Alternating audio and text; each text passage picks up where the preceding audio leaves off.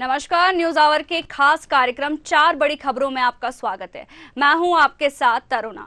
आज की पहली बड़ी खबर उत्तर प्रदेश के मिर्जापुर में बड़ा सड़क हादसा हो गया। यह ट्रक और ट्रैक्टर के बीच भिड़ंत होने से 10 मजदूरों की मौत हो गई है। दूसरी बड़ी खबर, छत्तीसगढ़ के मुख्यमंत्री विष्णुदेव साय 1 दिवसीय प्रवास पर दंतेवाड़ा और बीजापुर के दौरे पर है। तीसरी बड़ी खबर, छत्तीसगढ़ महासमुंद नगर के शासकीय बाल संप्रेक्षण गृह बरोड़ा बाजार से 4 अपचारी बालक फरार हो गए। और चौथी बड़ी खबर, भोपाल के करीब 200 गांव में सोयाबीन की फसल अतिवृष्टि की वजह से बर्बाद हो गई। कई जगह तो अभी भी खेतों में पानी भरा है। तो चलिए शुरू करते हैं 4 बड़ी खबरें।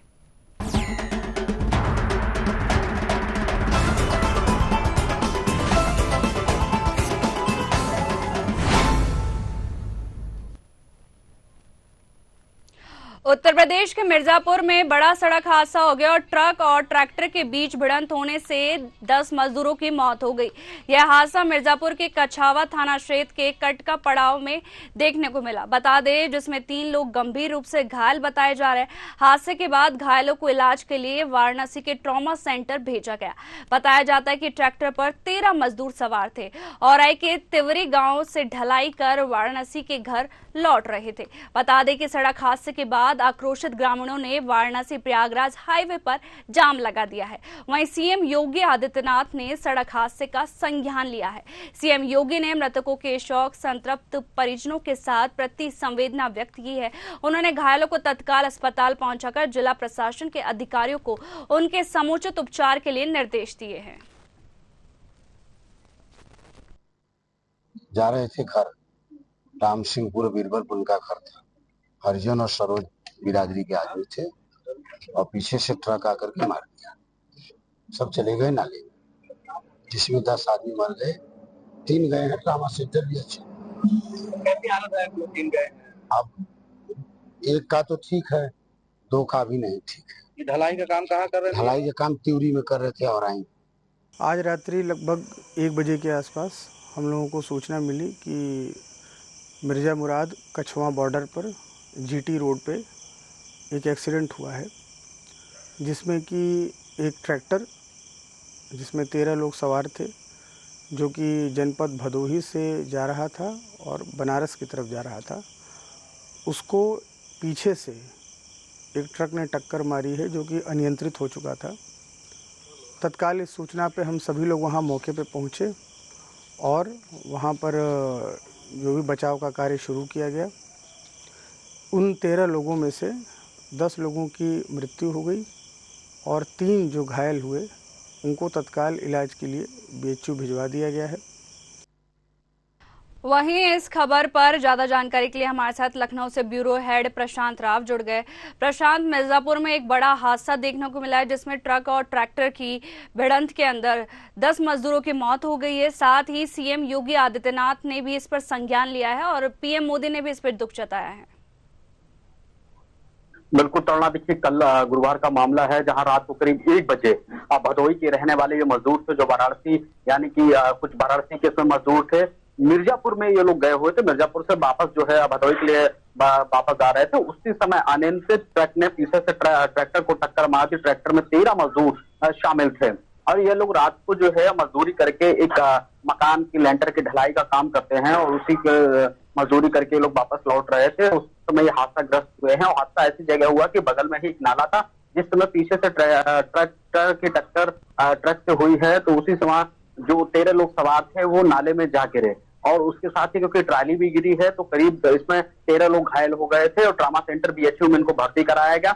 10 लोगों की मौत होने की पुष्टि जिला प्रशासन ने की है। 3 लोग गंभीर रूप से घायल हैं, उनका इलाज चल रहा है। घटना का संज्ञान उत्तर प्रदेश के मुख्यमंत्री योगी आदित्यनाथ ने लिया। जिला प्रशासन को तत्काल मौके पर पहुंचने के दिशा निर्देश दिए। इसके साथ घायलों के समुचित उपचार को लेकर भी मुख्यमंत्री योगी आदित्यनाथ ने अधिकारियों को दिशा निर्देश दिए। तमाम आला अधिकारी मौके पर पहुंचे और इसके साथ ही घटना को लेकर जो है मिर्जापुर प्रशासन ने, इसके साथ ही वाराणसी प्रशासन ने, भदोही प्रशासन ने इसका संज्ञान लिया है।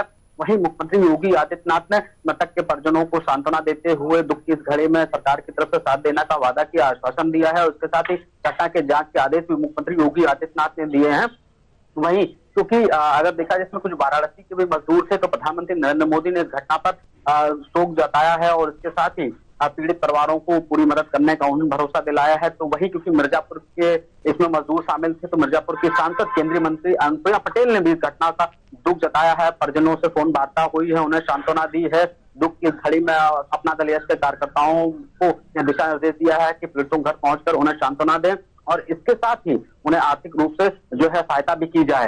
तो वहीं अपना दल के जो यहाँ पर एमएलसी हैं, उत्तर प्रदेश सरकार में कैबिनेट मंत्री हैं आशीष पटेल, उन्होंने भी इस घटना पर दुख जताया है। घटना बड़ी दुखद है और घटना को लेकर सभी नेताओं ने दुख जताया है। तो वहीं जिला प्रशासन ने जांच शुरू कर दी है। सबसे महत्वपूर्ण बात कहना यह है कि इस समय उत्तर प्रदेश में जो सड़क सुरक्षा अखवाड़ा चल रहा है और ऐसे में ये जो घटनाएं सामने आ रही हैं, कहीं ना कहीं पुलिस प्रशासन और इसके साथ ही यातायात प्रशासन की तरफ से थोड़ी बहुत लापरवाहियां हो जाती हैं और यही थोड़ी बहुत लापरवाही कभी कभी गंभीर हो जाती है और गंभीर ऐसी हो जाती है कि लोगों को मौत के मुंह में जाना पड़ता है। ट्रैक्टर को लेकर पहले से ही मुख्यमंत्री योगी आदित्यनाथ ने दिशा निर्देश दिए थे कि कृषि कार्यों में केवल ये प्रयोग किए जाए, लेकिन अभी भी व्यावसायिक रूप से ये प्रयोग किए जा रहे हैं।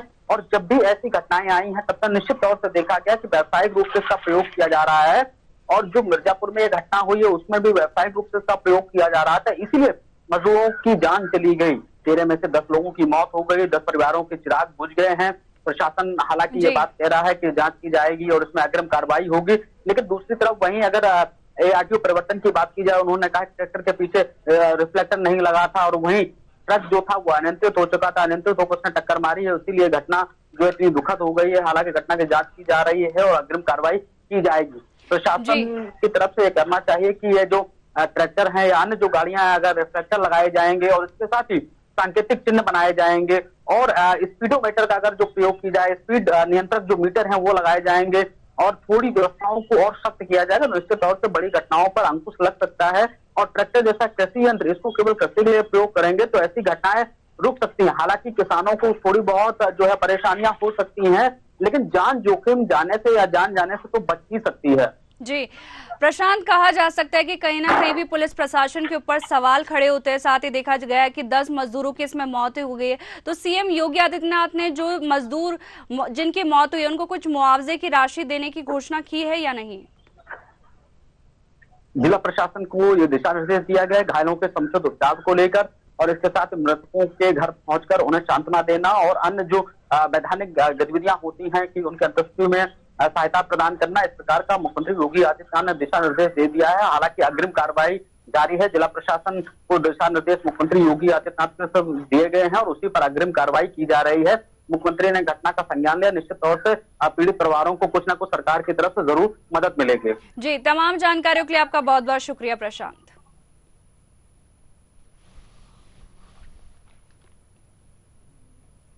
छत्तीसगढ़ के मुख्यमंत्री विष्णुदेव साय एक दिवसीय प्रवास पर दंतेवाड़ा और बीजापुर के दौरे पर है।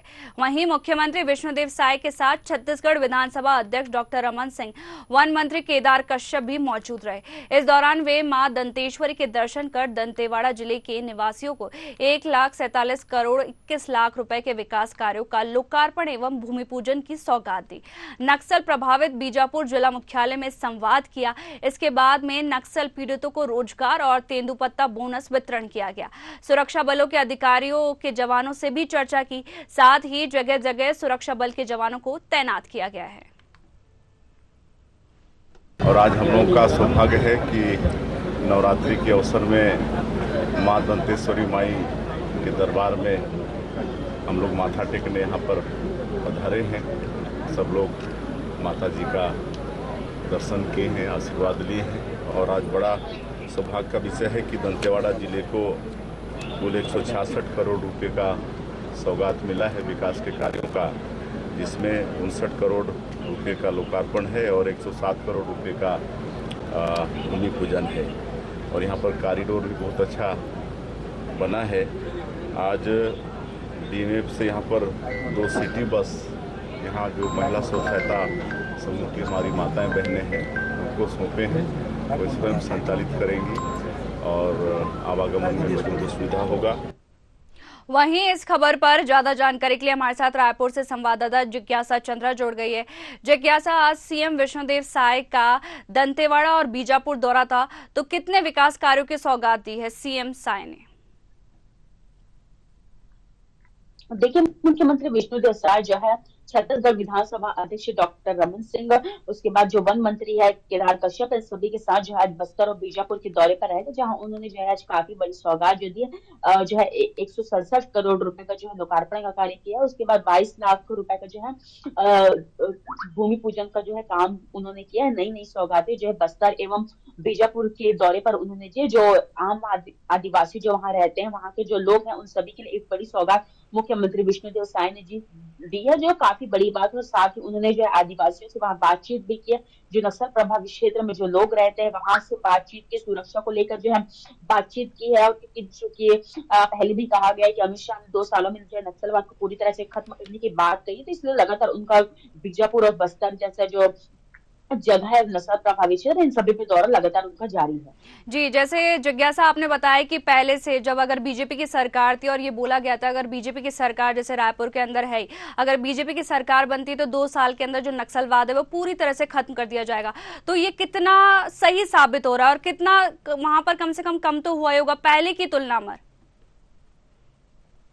देखिए, जिस तरह से पिछले 10 महीने की सरकार है और लगातार नक्सल को लेकर काम किया गया है, हमने देखा है कि पिछले 10 महीनों में कई बार जो है नक्सलियों के साथ हमारे जवानों की मुठभेड़ हो चुका है, जिसमें हमारे जवानों ने जो है नक्सलियों को जो है मार गिराया। और काफी बड़ी संख्या में जो है पुनर्वास की नीति जिस तरह से चल रही है और पुनर्वास की नीति जिस तरह से काम करी, उसमें जो है नक्सली बड़ी संख्या में जो है नक्सलवाद को छोड़कर मुख्य धारा की ओर प्रवेश कर रहे हैं। और मुख्य धारा में राज्य सरकार की ओर से उन्हें तमाम तरह की सुविधाएं जो उपलब्ध कराई जा रही है, तो नक्सलवाद को लेकर जो पुनर्वास की नीति काफी सही साबित भी हो रही है। और हमारे जो जवान है वो काफी बेहतर प्रदर्शन भी नक्सल प्रभावित क्षेत्र में कर रहे हैं। जी, मतलब कहीं ना कहीं कहा जा सकता है कि पहले की तुलना में छत्तीसगढ़ के अंदर जो नक्सलवाद है वो काफी कम हुआ है। और दूसरा ये भी देखा गया है कि जब बीजापुर दौरे पर जब सीएम साय थे तो उन्होंने आदिवासियों के लिए रोजगार भी सृजित किया है, साथ ही वहां पे तेंदुपत्ता वितरण भी किया जा रहा है। जी देखिए, वहाँ जो बस्तर प्रभावित क्षेत्र या नक्सल प्रभावित क्षेत्र में जो सबसे ज्यादा होता है वो तेंदुपत्ता होता है, जिससे जो है तंबाकू और बीड़ी जैसे जो है उद्योग कार्य वहाँ किए जाते हैं। तो जो है जिस तरह से सरकार, जब भारतीय जनता पार्टी की सरकार बनी थी, तब उन्होंने कहा था कि जो प्रति मानक बोरा है वो 4,000 से बढ़ाकर 1,500 रुपए अधिक करके 5,500 रुपए जो है प्रति मानक बोरा दिया जाएगा। तो उसी को जो है हर महीने जो है मुख्यमंत्री विष्णुदेव साय की सरकार जो है हर बोरे पर जो है 55,000 रुपए किसानों को देती है, जिसका वितरण आज किया गया है। जी, जो साय का दौरा रहे, इसके अलावा और कौन कौन से मुद्दों पर चर्चा की थी सीएम साय ने? देखिए, मुख्यमंत्री विष्णुदेव साय जो है आज बस्तर जिले पर थे, वहां पर उन्होंने आदिवासियों से बातचीत की, नस्ल में जो जवान है उनके साथ भी बैठक की समीक्षा भी की है उन्होंने कि किस तरह से और सुरक्षा के जवानों के लिए जो है काम करना चाहिए और क्या कुछ बेहतर जो है नक्सल प्रभावित क्षेत्र में किया जा सकता है, इन सभी को लेकर चर्चा की गई है। जी, तमाम जानकारियों के लिए आपका बहुत बहुत शुक्रिया जिज्ञासा।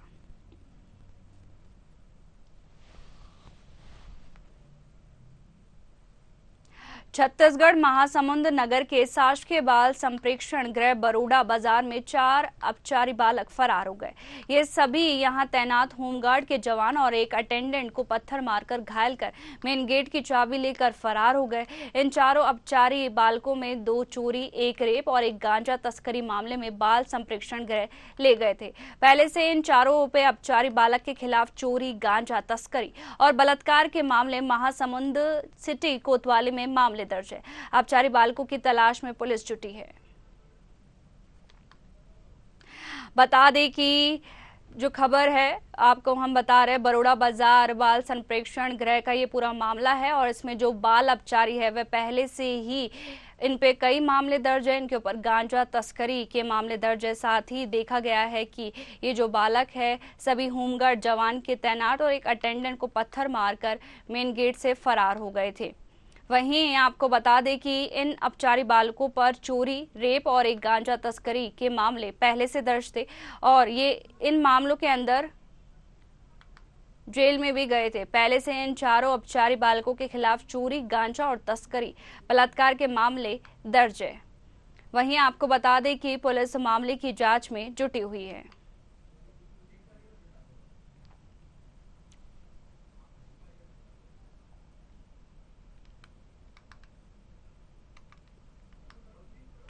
बता दें कि आपको ये जो मामला है महासमुंद से है, जहां बाल संप्रेक्षण गृह बड़ौदा बाजार में 4 अपचारी बालक फरार हो गए। ये यहां पर पहले से ही थे। वहीं आपको बता दें कि इन्होंने अटेंडेंट और होमगार्ड के पत्थर मारकर ये फरार हो गए।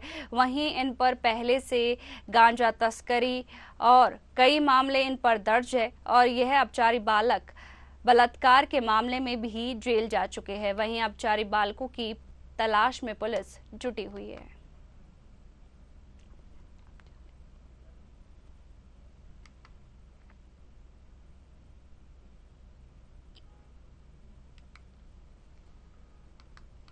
बता दें आपको खबर महासमुंद से है, जहां 4 अपचारी बालकों फरार हो गए हैं।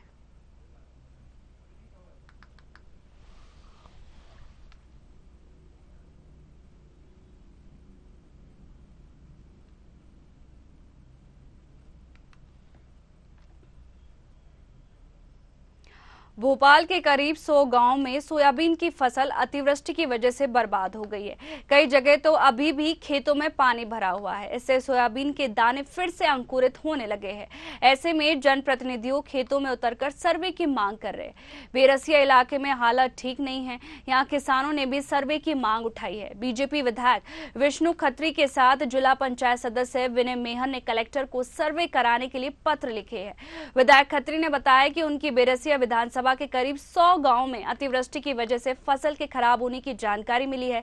किसान लगातार सर्वे कराए जाने की बात कह रहे हैं, इसलिए कलेक्टर कौशलेंद्र विक्रम सिंह को पत्र लिखा है, जिससे अतिवृष्टि से प्रभावित किसानों का मुआवजा मिल सके।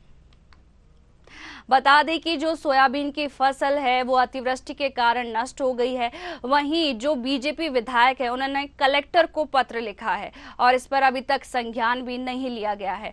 और बता दें कि जो लोग हैं काफी उनको परेशानियों का सामना करना पड़ रहा है, क्योंकि अतिवृष्टि होने से पानी वहां पर रह गया है, जिससे वापस से सोयाबीन अंकुरित हो रहे हैं। वहीं आपको बता दें कि लगातार कलेक्टर से मांग की जा रही है, उनको पत्र भी लिखा गया है और साथ ही किसानों ने मुआवजे की मांग की है।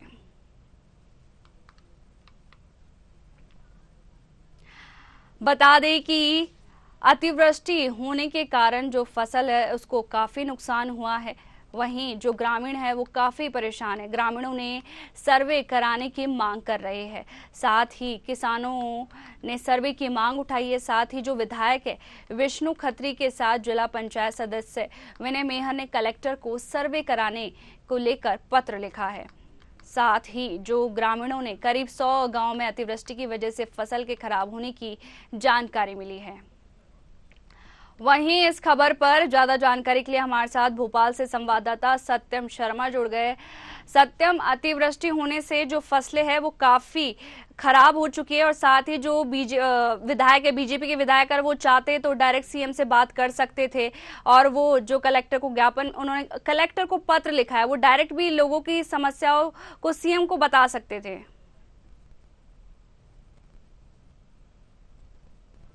आपकी आवाज नहीं आ पा रही है सत्यम। जी बोलिए, आ रही है।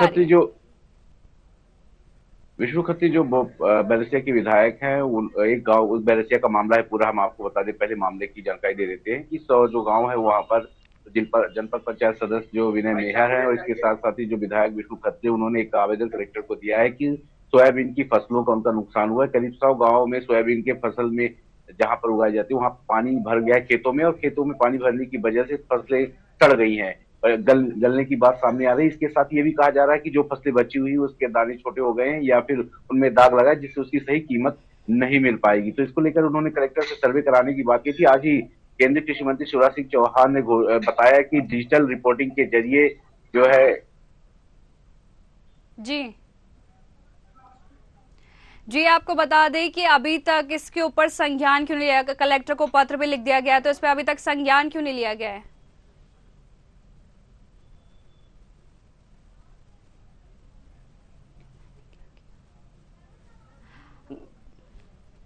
आपको बता दें कि सोयाबीन की फसल को काफी नुकसान हुआ है। अतिवृष्टि होने के कारण जो फसल है वो खराब हो चुकी है, जिस पे बीजेपी विधायक ने कलेक्टर को पत्र लिखा है, साथ ही सर्वे करवाने की मांग की है। साथ ही जो किसान है वो काफी परेशान हो रहे हैं, क्योंकि सोयाबीन की फसल खराब होने से जो पानी रह गया है उससे वह जो सोयाबीन है वह अंकुरित हो रहे हैं। वहीं आपको बता दें कि वहां के जो जनप्रतिनिधि है वो काफी परेशान हैं और लगातार वो सर्वे की मांग कर रहे हैं। करीब 100 गांवों में अतिवृष्टि की वजह से फसल के खराब होने की जानकारी मिल रही है। वहीं आपको बता दें कि इसके बाद में कलेक्टर कौशलेंद्र विक्रम सिंह को भी पत्र लिखा गया है। दो कलेक्टर को पत्र लिख दिया गया है। उसके बाद में भी अभी तक कुछ संज्ञान नहीं लिया गया है, जिससे अतिवृष्टि से प्रभावित किसानों को मुआवजा की मांग कर रहे हैं।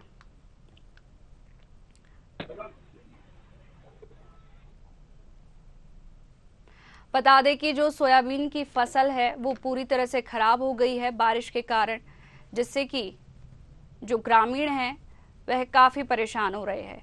वहीं ग्रामीणों ने सर्वे करवाने की मांग की है। साथ ही बीजेपी विधायक ने कलेक्टर को पत्र लिखा है और अभी तक इस पे संज्ञान नहीं लिया गया। साथ ही जो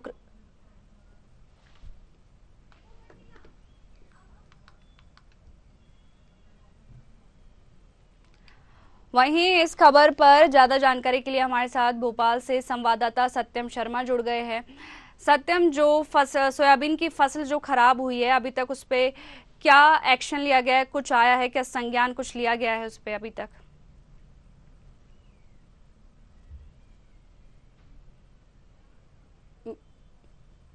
मेरी आवाज आ पा रही है सत्यम?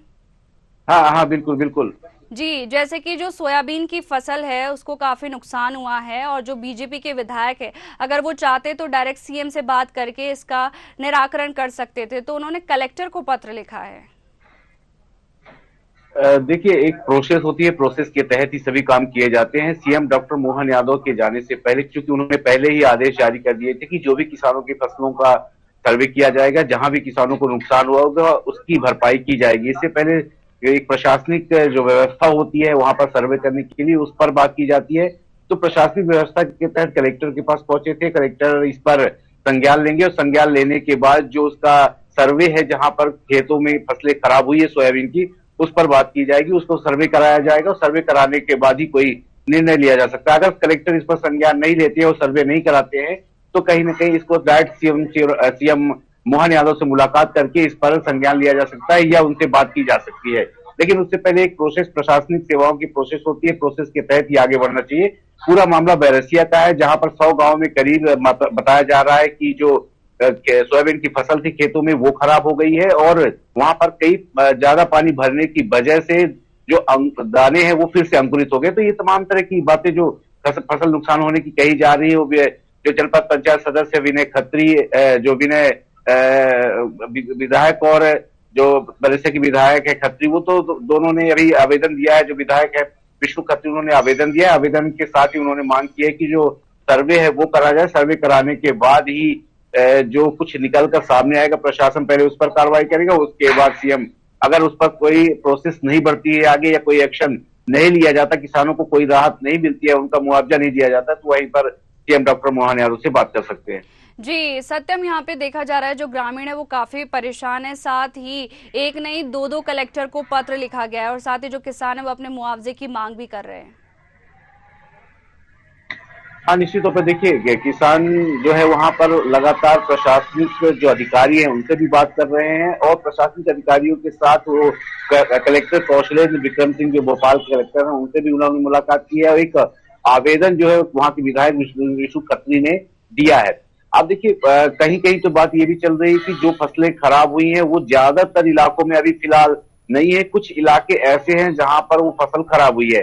तो फिलहाल निकलकर जो सामने आएगा, सर्वे के बाद ही निकलकर सामने आएगा कि उस पर क्या एक्शन लिया जा सकता है। कलेक्टर अभी उस पर जो है रिपोर्ट के लिए भेजेंगे, सर्वे रिपोर्ट करा जाएगा। और देखिए, केंद्रीय कृषि मंत्री शिवराज सिंह चौहान ने हाल ही में कहा है कि सर्वे डिजिटल के माध्यम से किया जाएगा, यानी कि ड्रोन के माध्यम से सर्वे होगा, क्योंकि वास्तविकता में जहां पर फसलें खराब होती है उनको कभी कभी मुआवजा नहीं मिल पाता है किसानों को, और जिनकी फसलें खराब नहीं होती है उनको मुआवजा मिल जाता है। तो अगर एक ड्रोन से सर्वे होगा तो एग्जैक्ट पोजीशन का जियोग्राफिक इंडिकेशन के द्वारा पता चलेगा कि कहाँ किस किसान की फसल खराब हुई है, उस पर ही मुआवजा दिया जाएगा। और इस तरह से जो पीड़ित किसान है उसको फायदा मिलेगा, जो अन्य लोग अन्य तरह से लाभ ले रहे थे अब तक उनको फायदा नहीं मिलेगा। तो ये जो डिजिटल रिपोर्टिंग की बात सीएम केंद्रीय कृषि मंत्री शिवराज सिंह चौहान ने आज पीसी प्रेस कॉन्फ्रेंस के माध्यम से कही थी, उसी के तहत जो है सर्वे भी कराया जाएगा। फिलहाल जो बैरसिया का मामला है उसमें अभी सर्वे होगा। कलेक्टर कौशल विक्रम सिंह सर्वे के लिए जो उनके पटवारी होते हैं या जो राजस्व के अधिकारी होते हैं उनको मौके पर भेजेंगे, खेतों पर भेजेंगे। सर्वे होने के बाद हो सकता है इस पर भी ड्रोन सर्वे कराया जाए, जैसा केंद्रीय कृषि मंत्री ने कहा है। तो सर्वे के बाद ही इस पर कुछ भी निर्णय लिया जाएगा कि कितना मुआवजा किसान का होता है, या फसल खराब हुई है तो फसल खराब होने का स्तर क्या है, क्या उनके दाने पूरी तरह से खराब हो गए या उनके दाने अभी मार्केट में लाए जा सकते हैं। क्योंकि कई बार कैसा होता है कि पानी में गलने की वजह से दानों का रंग भी बदल जाता है, और रंग बदलने के साथ साथ ही उसकी जो क्वालिटी होती है वो खराब हो जाती है, जिसकी वजह से फसल के दाम किसानों को मंडी में उस तरह से नहीं मिल पाते। हालांकि अभी देखिए हाल ही में लगातार किसान आंदोलन भी, प्रदर्शन भी कर रहे हैं कि जो सोयाबीन का दाम है वो 6,000 से लेकर 8,000 किया जाए। कांग्रेस भी इस पर लगातार मुखर हो रही है। कांग्रेस ने कई बार मुद्दे उठाए, चाहे जीतू पटवारी पीसीसी चीफ हो, चाहे दिग्विजय सिंह राज्यसभा के सांसद हो, उन्होंने भी इस मौके इस पर मुद्दा उठाया कि किसानों को सोयाबीन का 6,000 से लेकर 8,000 दाम मिलना चाहिए। अभी जो बात की जा रही है, जो केंद्रीय कृषि मंत्री शिवराज सिंह चौहान ने कहा है उसमें जो तेल के दाम, हालांकि जो देश भर की बात की उन्होंने कि देश भर में जो है जो उत्पादन होता है, चाहे जो खाद्य तेल की जो जरूरत है वो देश में ज्यादा है और जो उत्पादन है वो कम होता है। यानी कि 29 लाख मिलियन टन के करीब जो है उसकी जरूरत है देश को खाद्य तेलों की, लेकिन वो उत्पादन की बात करें तो मात्र 12 लाख टन होता है, जिसकी वजह से बड़ी संख्या में आयात किया जा रहा है। तो अब जो केंद्रीय कृषि विभाग है वो अब ऐसे प्रावधान कर रहा है कि देश के अंदर ही जो खाद्य तेलों का उत्पादन में, जैसे सोयाबीन की बात की जाए, तिलहन की खेतियों की बात की जाए, तो तमाम का उत्पादन किया जाए ताकि जो देश में है उत्पादन बढ़े। और इसके लिए जो सब्सिडी का काम है वो केंद्र देगी और तमाम तरह की योजनाओं की बात कही जा रही है। तो केंद्रीय कृषि मंत्री ने आज साफ तौर पर 2-3-4 बातें जो स्पष्ट की हैं। एक तो कल जो है महाराष्ट्र से प्रधानमंत्री नरेंद्र मोदी किसानों के खातों में जो एक राशि जमा की जाती है वो जमा करेंगे, और सोयाबीन को लेकर भी उन्होंने कई बातें कही कि सोयाबीन के दाम भी मिलेंगे किसानों को और सब्सिडी देने की भी बात कही। तो तमाम तरह की बातें हैं। फिलहाल तो अभी जब योजना लागू हो जाएगी और जिस तरह से खाद्य उत्पादन, जो खाद्य तेल है उसको बढ़ाने की बात कही जा रही है, कहीं न कहीं स्वागत योग्य कदम होने चाहिए, क्योंकि बड़ा पैसा देश का जो डॉलर में आता है या जो विदेशी मुद्रा रहती है, विदेशी मुद्रा भंडार रहता है, वो विदेशों में चला जाता है तेल खरीदने के माध्यम से। तो ऐसे में देश में वो विदेशी जो मुद्रा भंडार है वो बचेगा। इसके साथ साथ ही जो जरूरत है देश को, वो खाद्य तेल की जरूरत पूरी हो सकेगी। तो तमाम तरह की योजनाएं आज बनाई जा रही हैं। जी, तमाम जानकारी के लिए आपका बहुत बहुत शुक्रिया सत्यम।